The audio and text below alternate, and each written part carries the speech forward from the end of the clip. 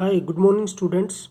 हम first lesson almost complete कर चुके हैं। आज हम इसके थोड़े ऑब्जेक्टिव टाइप क्वेश्चंस देखेंगे ताकि हमें पता चले कि चैप्टर की समझ कितनी हुई है। ठीक है, तो डिस्कस करते हैं ज़्यादा लेट किए बिना ही। सबसे पहला ही क्वेश्चन इसके अंदर है कि इकोनॉमिक एक्टिविटीज़।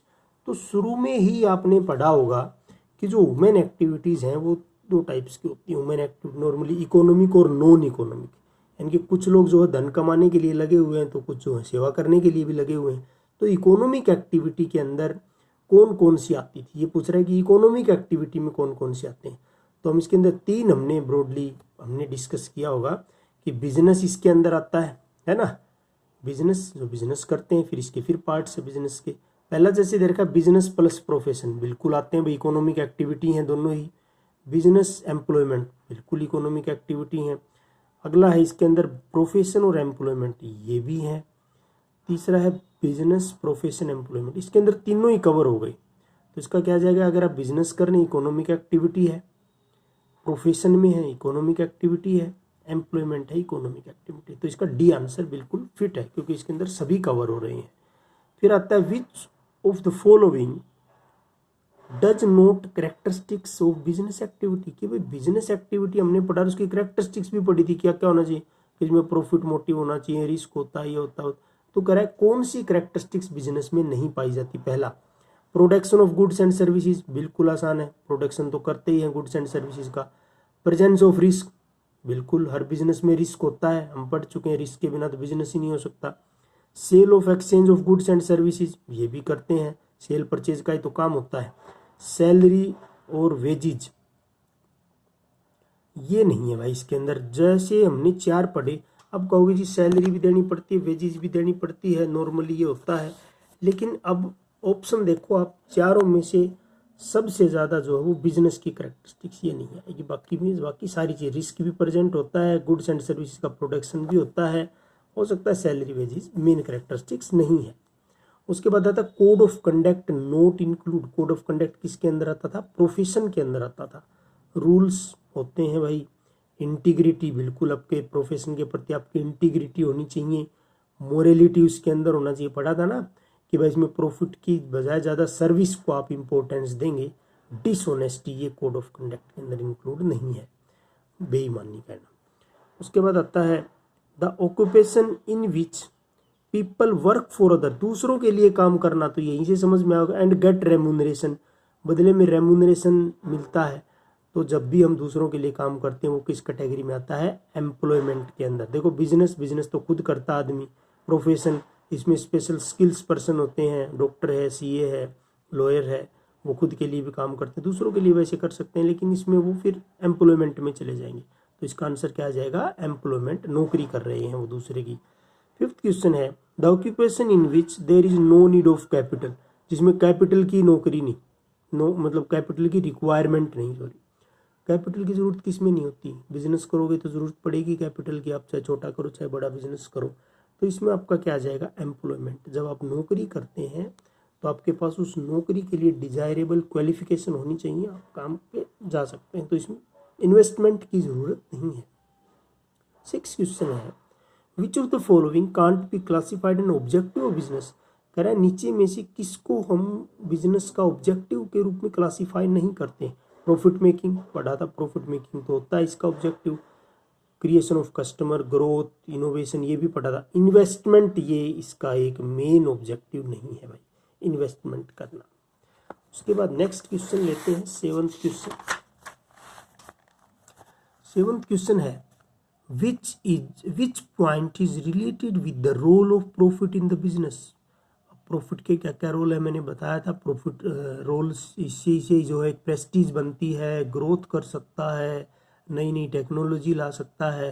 तो देखो फॉर लॉन्ग सर्वाइवल प्रॉफिट का रोल है, बिल्कुल प्रॉफिट का बहुत रोल है। अगर आपको लंबे समय तक टिके रहना है तो रैपिड ग्रोथ, लगातार वृद्धि करने के लिए, ग्रोथ करने के लिए, बिजनेस को एक्सपेंड करने के लिए बिल्कुल ज़रूरी है। फॉर इंक्रीजिंग एफिशिएंसी, ये भी पढ़ा था, अगर प्रॉफिट आ रहा है तो मोटिवेट होते रहते हैं, एफिशिएंसी आती है वर्कर्स में भी, ओनर्स में भी। ऑल ऑफ द अबोव, तो ऑल ऑफ द अबोव इसका सही आंसर है। उसके बाद है बिजनेस। तो बिजनेस के दो पार्ट थे, इंडस्ट्री प्लस कॉमर्स। फिर कॉमर्स को फिर दो भागों में बांटा गया था आगे, है ना, याद होगा, trade and aids to trade, और इंडस्ट्री को भी प्राइमरी, सेकेंडरी और टर्सरी के अंदर। उसके बाद 9 का है which of the board categories of industries covers oil refinery and sugar mills. देखो ऑयल रिफाइनरी की बात कर रहा है, शुगर मिल्स की बात। प्राइमरी तो है नहीं बिल्कुल भी, प्राइमरी में तो ये एग्रीकल्चर वगैरह ये चीज़ें आती हैं, है ना, एनिमल हस्बेंड्री वगैरह आता है। टर्सरी भी नहीं है, टर्सरी में बैंकिंग, ट्रांसपोर्ट, वेयर हाउस ही आता है। तो सेकेंडरी सेक्टर के अंदर ऑयल रिफाइनरी, जो भी मतलब कन्वर्ट कर रहा है ना किसी चीज़ को, वो सेकेंडरी में आएगा। उसके बाद है which of the following can't be classified and auxiliary to trade.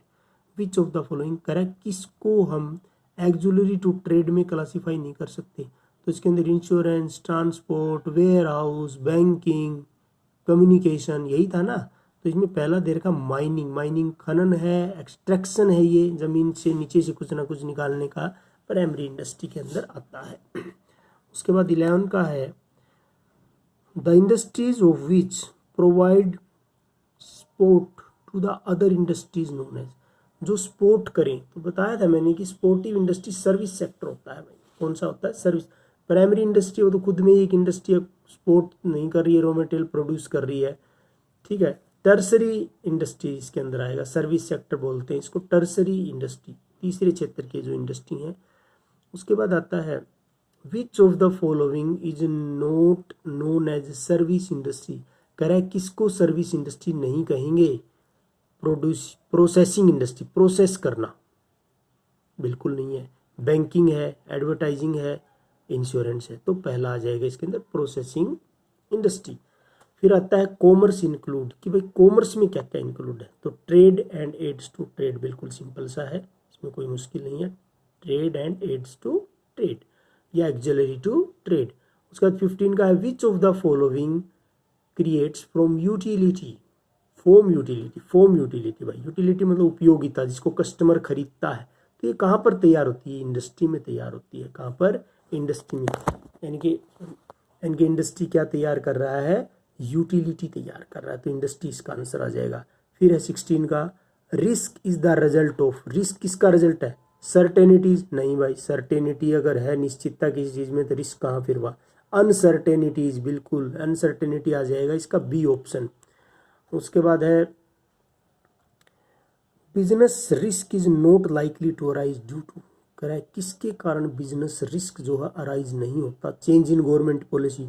अगर गवर्नमेंट ने एकदम से पॉलिसी चेंज कर दी, मान लो आपकी कोई, जैसे कि शराब बंद कर देती है सरकार, कई बार शराब की फैक्ट्री है, सरकार ने पॉलिसी बनाई शराब बंद करो भाई, तो लॉस हो गया ना गवर्नमेंट की पॉलिसी के कारण। इसी तरह से खनन कार्य होता है, के आसपास भी होता होगा, तो अगर इसको बंद करवा दे कि पॉल्यूशन हो रहा है बंद करो, तो इससे तो लॉस होता है बिल्कुल। फिर है एक गुड मैनेजमेंट। देखो गुड मैनेजमेंट से कोई बिजनेस रिस्क राइज नहीं हो रहा, अच्छी मैनेजमेंट है तो आपकी अच्छी बात है। तो फिर एक एम्प्लॉय डिसऑनेस्टी दे रखा है, ह्यूमन बींग्स के जो रीजन्स थे उसमें बताया था कि कोई एम्प्लॉय डिसऑनेस्टी करे तो बिजनेस रिस्क है। पावर फेलियर हो जाना भी बिल्कुल है। 7 क्योंकि प्रोडक्शन रुक जाएगा। 18 का है which of the following is the example of business uncertainties.